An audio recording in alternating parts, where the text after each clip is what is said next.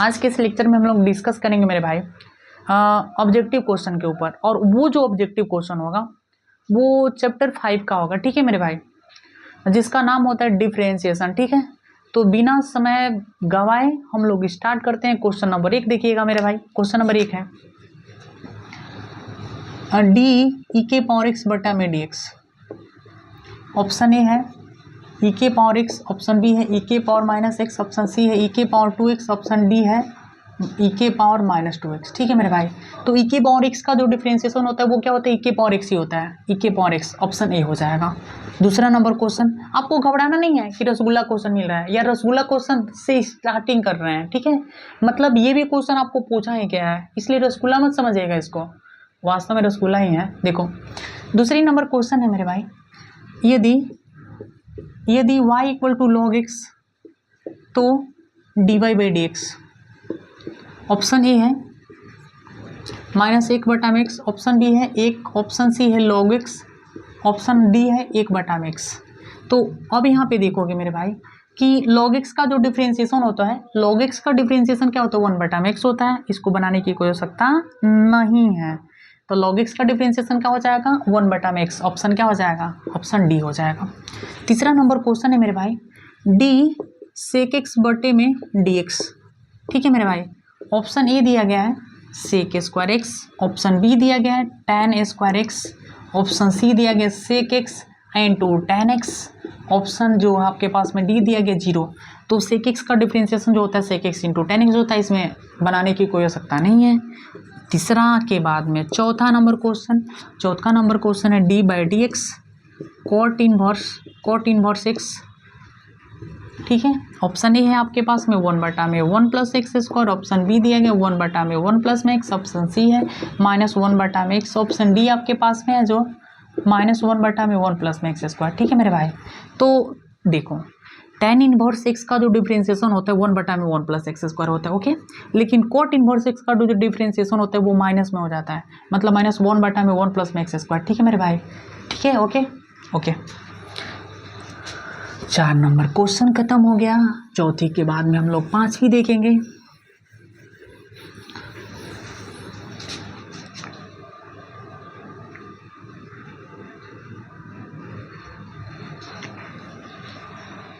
पांचवी क्वेश्चन है मेरे भाई, पांचवी क्वेश्चन है y इक्वल टू एक्स के पावर 5 तो dy by d x. Option ए आपके पास में है 5x, ऑप्शन बी दिया गया है 6x, ऑप्शन सी दिया गया 5x के पावर 4, ऑप्शन डी दिया गया है 6x के पावर 5। देखो मेरे भाई, अब यहाँ पे आपके पास में जब इसको सॉल्यूशन करोगे तो y इक्वल टू एक्स के पावर 5 है, x के सापेक्ष अवकलन करोगे, x के सापेक्ष अवकलन करने पर तो जब x के सापेक्ष अवकलन करोगे तो dy अपॉन में dx हो जाएगा इक्वल टू dx के पावर 5 बटे में कितना हो जाएगा dx। ठीक है, आपको पता है कि dx के पावर n बटा में dx होता है, इसके लिए सूत्र n इंटू एक्स के घात में n-1 होता है। तो n का काम कितना कर रहा है मेरे भाई, 5 कर रहा है, इंटू एक्स के घात n-1, 5 माइनस 1 मतलब 5x के घात में कितना हो जाएगा 4। कोई दिक्कत तो नहीं होगा। इस प्रकार से ऑप्शन क्या हो जाएगा, सी हो जाएगा। छठवीं क्वेश्चन को देखते हैं मेरे भाई। छठवीं क्वेश्चन को घबराना नहीं है, इसमें डी बाई डी एक्स, यहाँ पे सेक इनवर्स एक्स, आप प्लस में यहाँ पे कोसेक इनवर्स एक्स।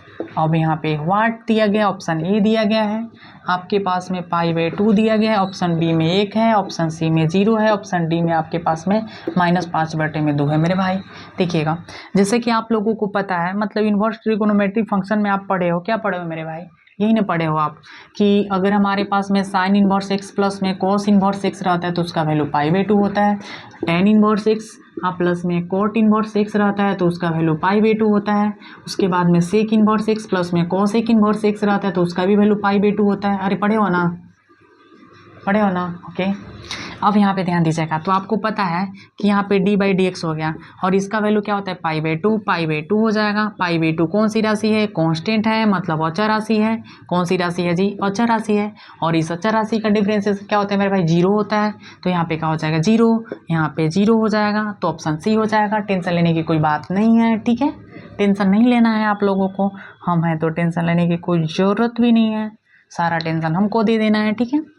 इस प्रकार से 7वें क्वेश्चन को यहाँ पे ऐड कर देते हैं, एकदम सेम टू सेम यही क्वेश्चन है, ऐसा ही है। D by d x tan inverse x, हाँ प्लस में यहाँ पे कॉट इनवर्स एक्स दिया गया है मेरे भाई। अब यहाँ पे ऑप्शन ए में दिया गया है आपके पास π/2 है, ऑप्शन बी है 1 है, ऑप्शन सी है 0, ऑप्शन डी में आपके पास में नोट दिया गया, नोट दिया गया मतलब इनमें से कोई नहीं। देखेंगे मेरे भाई, देखो ये जितना भी क्वेश्चन बनवा रहे हैं ना सारा P/Q है, मतलब प्रीवियस ईयर क्वेश्चन है, कभी ना कभी पूछा गया, ठीक है। तो आप बताओ कि tan इनवर्स एक्स प्लस में कॉट इनवर्स एक्स, इसका वैल्यू क्या होता है π/2 होता है, इसका वैल्यू क्या होता है मेरे भाई π/2 होता है, इसका वैल्यू क्या होता है π/2, मतलब यहाँ पे d बाई डी एक्स, अब यहाँ पे क्या हो जाएगा π/2 हो जाएगा। तो π/2 जो है अचर राशि है, कौन सी राशि है मेरे भाई, अचर राशि, इस अचर राशि का डिफरेंशिएशन 0 हो जाएगा। तो इस प्रकार से ऑप्शन क्या हो जाएगा सी, घबराने की कोई बात नहीं है, हम हैं तो घबराने की कोई बात नहीं है। अब यहाँ पे देखेंगे 7वीं के बाद में आता है 8वीं, 7 के बाद 8 आता है ना, याद कर लीजिएगा गिनती, भले फार्मूला याद हो या ना हो। 8वीं देखते हैं मेरे भाई, 8वीं जो है 8वीं आपके पास में है, यदि y = x के पावर 3 तो dy बाई डी एक्स आपको फाइंड करनी है। ऑप्शन ए में दिया गया है 3x², ऑप्शन बी में दिया गया है 6x, ऑप्शन सी में दिया गया है 6, ऑप्शन डी में दिया गया 0, ठीक है। अब यहाँ पे देखेंगे मेरे भाई, जब इसको सॉल्व करोगे तो आपके पास में y = x के पावर 3 है, x के रिस्पेक्ट में डिफरेंशिएशन करते हैं, लिखते हैं x के सापेक्ष अवकलन करने पर और जब x के सापेक्ष अवकलन करेंगे तो यहाँ पे dy बाई डी एक्स हो जाएगा, इक्वल टू में dx के पावर 3 बटे में dx, इनका काम क्या कर रहा है 3 × x के घात n - 1, यानी 3 - 1 ना, अभी जस्ट क्वेश्चन बना x के पावर 5 वाला, घबराने की कोई बात नहीं है। 3x के पावर कितना हो जाएगा 2, आपके पास में ऑप्शन क्या हो जाएगा ए।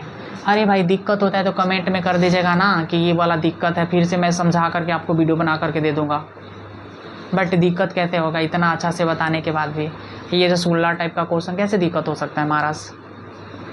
देखिएगा 9वीं नंबर क्वेश्चन को देखेंगे, 9वीं नंबर क्वेश्चन को हम लोग देखेंगे मेरे भाई, घबराने की कोई बात नहीं है। कह रहा है क्वेश्चन, यदि y = cos log x, तो आपसे पूछा है dy बाई डी एक्स ज्ञात करने के लिए। ऑप्शन ए हो जाएगा हमारे पास में 1/x log, यहाँ पे cos x हो जाएगा, ऑप्शन बी में 1/x cos, यहाँ पे log x हो जाएगा, ऑप्शन सी में हमारे पास -1/x है, यहाँ पे sin, यहाँ पे log x हो जाएगा, ऑप्शन डी में हमारे पास में 0 हो जाएगा। ओके मेरे भाई देखना,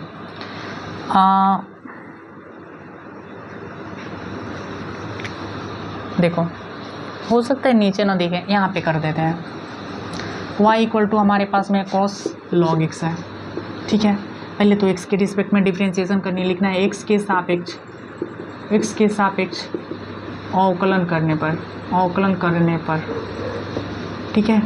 तो यहाँ पे क्या हो जाएगा dy बाई डी एक्स। अब देखना थोड़ा सा, d cos यहाँ पे log x है बटा में dx हो जाएगा, ठीक है। तो आपको पता है ना, मैंने चेन रूल तो पढ़ाया हूँ ना सर, चेन रूल का मतलब श्रृंखला नियम, ठीक है। अब यहाँ पे श्रृंखला नियम ये क्या होता है कि कोण के रिस्पेक्ट में डिफरेंशिएशन करते हैं, किसके रिस्पेक्ट में, कोण के। तो इसमें कोण का काम कर रहा है log x, तो यहाँ पे क्या हो जाएगा d cos log x बटे में x का काम है यहाँ पे log x, तो d log x हो जाएगा। फिर यहाँ पे क्या हो जाएगा d log x बटे में यहाँ पे dx हो जाएगा। जैसा कि आपको पता है कि cos x का काम log x कर रहा है, तो cos का डिफरेंशिएशन माइनस साइन होता है, लेकिन x का काम log x कर रहा है, जबकि log x का 1/x, ठीक है। आप इसको ऐसे भी लिख सकते हैं -1/x इंटू साइन, यहाँ पे क्या हो जाएगा log x हो जाएगा। तो इस प्रकार से आपका ऑप्शन जो है, ऑप्शन क्या हो जाएगा, ऑप्शन सी हो जाएगा, ठीक है मेरे भाई, ठीक है। कोई दिक्कत तो नहीं है ना, दिक्कत नहीं है ना, ओके। अब यहाँ पे देखेंगे हम लोग 10वीं नंबर क्वेश्चन को देखेंगे मेरे भाई, 10वीं नंबर क्वेश्चन को।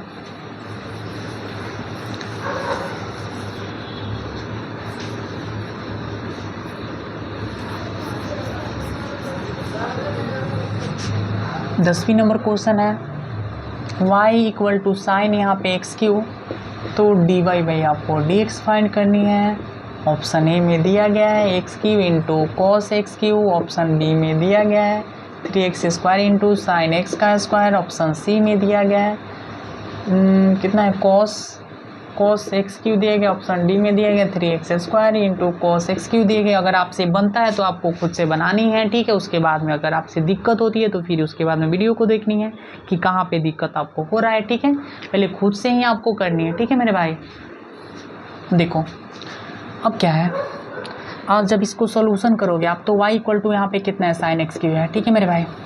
x के रिस्पेक्ट में डिफ्रेंसिएशन करोगे आप तो यहाँ पे लिखोगे x के सापेक्ष अवकलन करने पर तो यहाँ पे dy बटा में dx हो जाएगा बराबर में d और साइन एक्स क्यू बटे में कितना हो जाएगा dx।